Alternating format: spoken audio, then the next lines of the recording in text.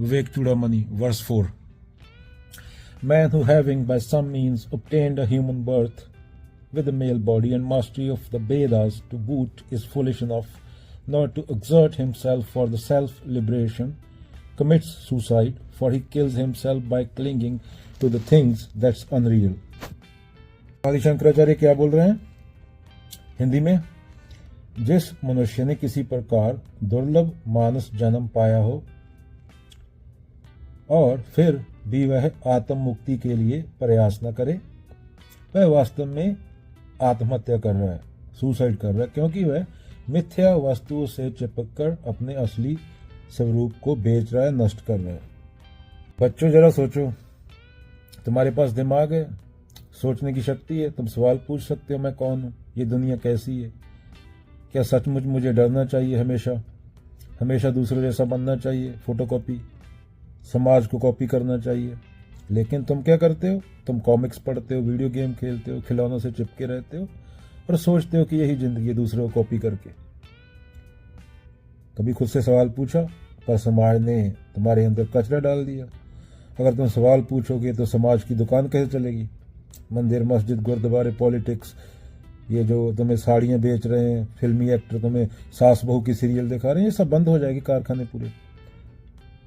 अभी प्रकृति तबाह हो रही है, कुछ लोगों का पैसा बन रहा है। अगर तुम सोचने लगे, जिज्ञासा होगी, तो ये 80% क्रिमिनल संसद में थोड़ी बैठे होंगे, वहां अच्छे लोग बैठेंगे ना।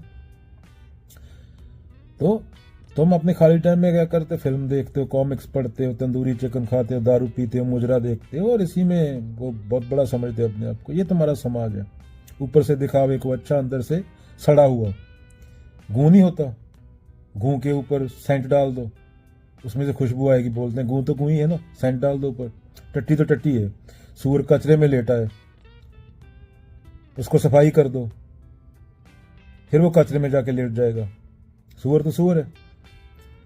मान लो तुम्हारे पास एक किताब है, कोई भी किताब ले लो, बुद्ध की, कबीर की, जो तुम्हें सच्चाई की ओर लेके जा सकती है, लेकिन तुम उसे छोड़कर रंगीन कॉमिक्स पढ़ते हो, नंगी औरतों वाली, जो बस अड्डे पे बिकती थी पहले, अब पता नहीं बिकती है, पता नहीं। कॉमिक्स मजेदार है, पर वह तुम्हें कुछ नहीं देगी, वह तुम्हें सच्चाई से दूर लेके जाएगी।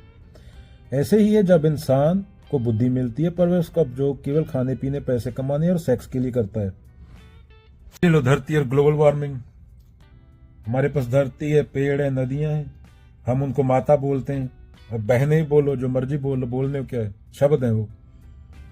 पर नदियों में बाहर लोग जाके फोटो खींच के अखबार में डालते हैं। यहाँ पे अमेरिका में नदियों में हगा होता है, नदियों में मूतरे होते हैं लोग, नदियों में पान खा के थूक रहे होते हैं, मतलब अपनी माँ बहन के ऊपर हकते हैं, मूतते हैं। और माँ बहन इंडिया वाले बोलते हैं नदी को, इंग्लैंड वाले तो बोलते हैं यहाँ की नदियाँ साफ है, अमेरिका वाले भी नहीं बोलते, इंडिया वाले माँ बोलते, थूकते ही वहां पे, हकते ही वहां पे, मूतते ही वहां पे। माँ बोलते हैं, बहन बोलते, जो भी बोलते हैं उसके ऊपर मूतते हैं। और बाहर वाले फोटो लेके जाए नदियों की, इधर दिखाते हैं, तुम्हारा मजाक उड़ाते हैं। इंसान को नदियां मिली थी, पेड़ दिए थे, धरती मिली, सब कुछ नष्ट कर दिया। पर इंसान ये नहीं समझा कि धरती और वो, पेड़ और वो, नदी और वो अलग अलग नहीं है, वो दोनों जुड़े हुए हैं। वो खुद को मार रहा है, ये सुसाइड बोला आदि शंकराचार्य ने। मान लो बच्चों, तुम स्कूल जाते हो, क्या तुम स्कूल जाते हो, टीचर पढ़ाते हैं, लेकिन अगर तुम सवाल ही ना पूछो, बस रटते रहो, तो तुम असली सीख खो रहे हो। सत्य की खोज सवाल पूछने शुरू होती है, अध्यात्म सवाल पूछने शुरू होता है। मैं कौन हूं, ये सब क्यों है, दो चीजें होती हैं, एक मैं, एक बाहर की दुनिया। ये अध्यात्म की शुरुआत है। अगर तुम अपनी जिंदगी सिर्फ दूसरों की नकल, डर या टीवी, मोबाइल, सेक्स में बर्बाद कर दोगे, अगर तुम यही नहीं पूछोगे सच क्या है, मैं कौन, धीरे धीरे अपने आत्मा, जिसे परमात्मा सत्य बोला गया, उसको मार दोगे, तो शंकराचार्य कह रहे हैं यही आत्महत्या है। तुम्हारे माँ बाप दादा वो ऑलरेडी आत्महत्या कर चुके, उनका टाइम पूरा हो गया। बेंजामिन फ्रैंकलिन, अमेरिका का राष्ट्रपति, क्या बोला? Most people die at the age of 25, get buried at the age of 75। वो 25 साल की उम्र में खत्म हो गए, मर गए, वो लाशें घूम रही है, वो भी, उनका पता एंड क्या होगा। तुम्हारे पास अभी टाइम है। तुम्हारे लिए उन्होंने क्या क्या छोड़ा? गंदी धरती, गंदी हवा, गंदे नाले, गंदी नदियां।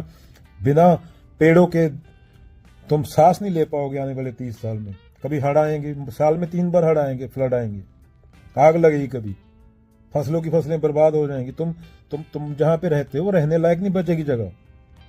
तो तुम सवाल पूछ सकते हो। तुम्हारे माँ बाप बाप दादा वो सब मूर्ख थे, उन्होंने कर दिया जो करना था, वो मानसिक रूप में गुलाम ही थे। पशु रहे पशु मरेंगे वो।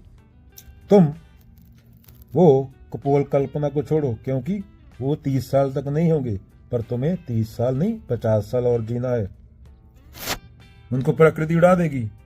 पत्ता उड़ जाता है ना सूखा हुआ, वो उड़ जाएंगे, खत्म।